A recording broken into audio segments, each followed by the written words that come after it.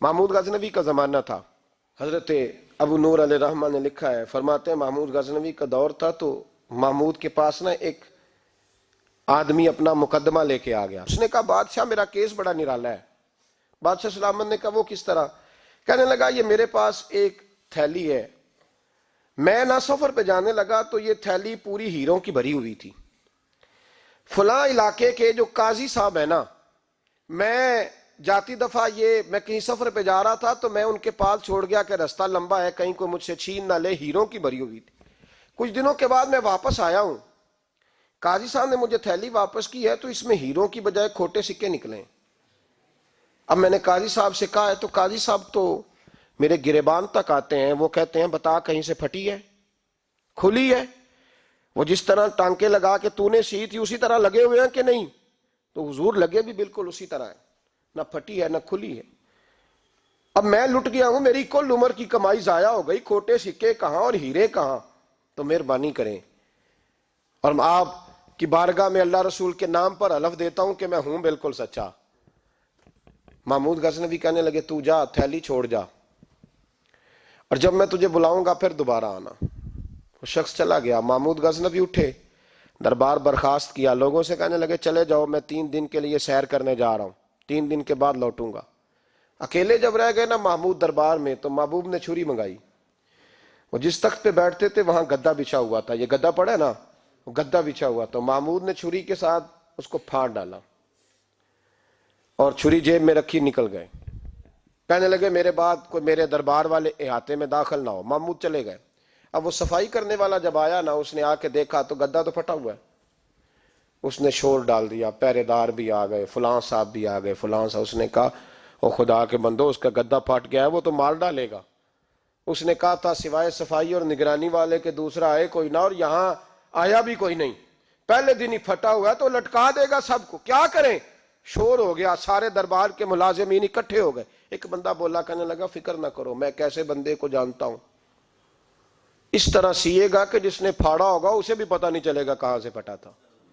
ایسا بہترین رفو کرے گا کہ پتہ بھی. اس نے کہا یار ہم سارے 1 مہینے کی تنخواہ دیتے ہیں، 1 مہینے کی، تو بندہ بلا.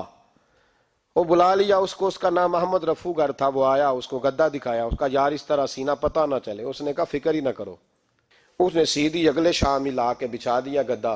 تیسرے دن بادشاہ سلامت آئے، آ کے پہلی نظر گدے پہ ڈالی. اس نے بلایا سب ملازمین کو، کہا کس نے سیا ہے؟ کہا جناب کیا ہوا؟ کہا یہ پھٹا ہوا تھا. کس نے؟ کہا نہیں پھٹا ہی نہیں. وہ کہنے لگے بنو بات، میں خود پھاڑ کے گیا تھا. تو بتاؤ صحیح سیا کس نے ہے؟ کہا جناب آپ پھاڑ کے گئے تھے تو بتایا کیوں نہیں؟ فرمانے لگے اسی لیے تو بتایا نہیں تھا کہ تم خود تحقیق کر لو. بلاؤ بتاؤ پھاڑا کس نے؟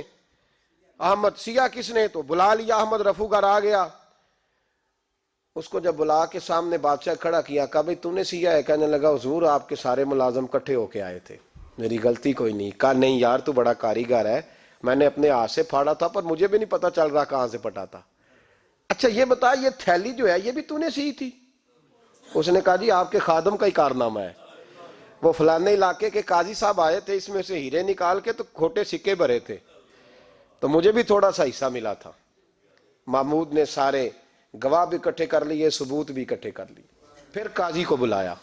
محمود غزنوی نے کہا قاضی صاحب آپ سے غلطی ہو گئی، غریب آدمی تھا، وہ لٹ گیا ہے، اس نے تو بڑی مشکل سے کچھ ہیرے جمع کیے تھے اور اس کی کل کائنات تھی، تو آپ اس کا مال اسے دے دیں، بات ختم. قاضی صاحب کہنے لگے آپ مجھ پہ الزام لگا رہے ہیں، سوال ہی نہیں پیدا ہوتا. آپ میری داڑھی دیکھیں، آپ میرا اعزاز دیکھیں، دنیا جانتی ہے میں اس کا. قاضی صاحب انسان بھول ہی جاتا ہے، بندہ بھول جاتا ہے، غلطی ہوگی مال نے. کہا نہیں کہا میں تنہائی میں پوچھ رہا ہوں، میں اس وقت پوچھ رہا ہوں جب دوسرا موجود کوئی نہیں.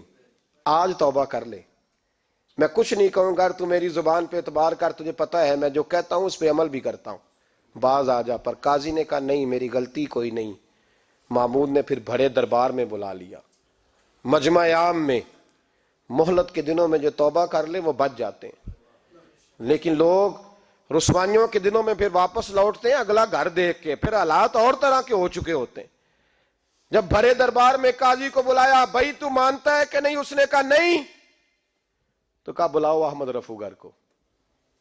جب احمد رفو گر آیا تو بوڑھے قاضی کی ٹانگیں کانپنے لگی، جملے ٹوٹنے لگے. لفظ زمین پر گرنے لگے، بات صحیح نہیں ہوتی، زبان لڑکھڑانے لگی۔ محمود کہنے لگے قاضی میں نے تجھے کہا تھا وہاں مان جا بات، اب بھرے دربار میں بول۔ تو جب قاضی صاحب کی گردن خود بخود جھک گئی تو دنیا سمجھ گئی، کہا نکل جا میرے دربار سے۔ محمود بولے نکل جا، اتنی تجھے عزت دی، اتنی بڑی تنخواہ دی، قاضی بنایا، اور یہ تھوڑی سی رقم کے لیے، تھوڑی سی رقم کے لیے تو بددیانت ہو گیا، چل چلا جا، نکل۔ قاضی دربار سے نکلا تو لوگ لعنتیں برسانے لگے۔ کل جو دکانیں چھوڑ کے سلوٹ کرنے آتے تھے وہ کہنے لگے اس کی عمر دیکھو، اس کے کام دیکھو، دیکھو اس نے کیا کیا۔ گھر گیا، بچے جن کے لیے پاپ کمایا تھا، جنہاں لی تو پاپ کمائے ہن کتھے نہیں ہو تیرے کر دے، وہ بچے کہنے لگے ابا جی ہم تو سکول مدرسہ جانے کے قابل نہیں رہے، لوگ پوچھیں گے تو کیا امید تھی کہ بیوی ساتھ دے گی۔ وہ کہنے لگی میں میکے کیسے جاؤں گی، گلی کی عورتیں طرح طرح کی باتیں بناتی ہیں۔ اور بھائی کامیابیوں کے بڑے سربراہ ہوتے ہیں، کوئی کامیاب ہو جائے تو سارے کہتے ہیں میری سپورٹ سے ہوا ہے، ناکامیاں ہمیشہ یتیم ہوتی ہیں، ناکامیوں کا کوئی سربراہ نہیں ہوتا۔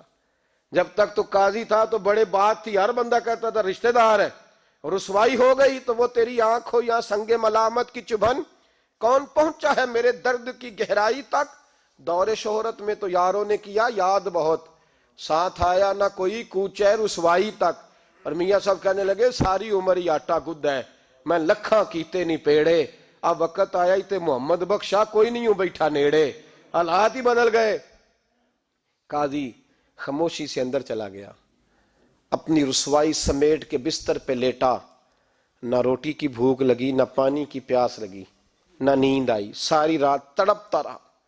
سویرے گھر والوں نے دروازہ کھولا تو روح پرواز کر گئی تھی، دنیا چھوڑ گیا۔ حضرت ابو نور علیہ رحمہ بولے، فرمانے لگے یاد رکھو کبھی بددیانتی نہ کرنا، کبھی، یہ تو محمود غزنوی کی عدالت تھی، قیامت میں رب کریم کی عدالت لگے گی۔